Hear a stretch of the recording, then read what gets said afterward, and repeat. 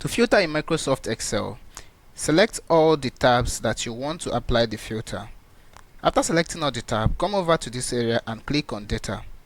Clicking on Data, locate where the filter button is and click on the filter drop down, then click on Filter. Now, as you can see, after clicking on the filter, you will see that there is a drop down icon here. Now, it's this drop down icon that we'll be using to apply any kind of filters that we want to apply. Now, the first filter we're going to be applying here is that we want to filter the names of the products that we want it to be displayed on the screen. Now, if you don't know what filtering in Microsoft is all about, filtering is just a way of selecting a particular product you want to display. Let me say there are so many products in this list that you will be confused in trying to study all of them, and you just want to display few and study them one by one.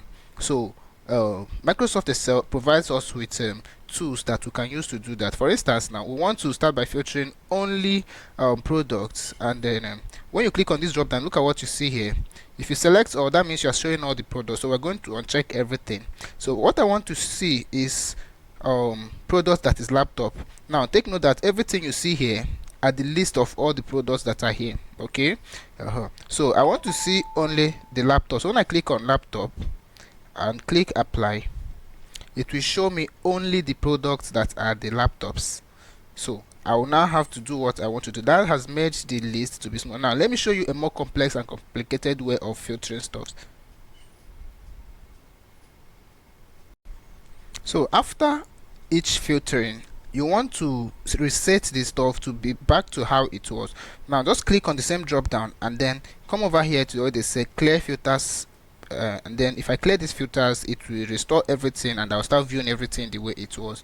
Now let us go to date purchased. Now this one, now you want to work with date. Now as you can see here, it's showing us when you clicked on that filter drop down, it's showing us the list of dates that are here. So when I click on okay, I will deselect everything first of all. So I want to show others that were involved in this date, that's 2026. So if there's an order involved in this in 2026, it will show me that these products were purchased in August 2026. So it is going to work with only orders that are 2026, and then it was sold in 2026. Okay, so the same thing applies. So I will deselect this and clear the filtering. Then when I come to this place now, let me now do a multi filtering so that you see how these things work.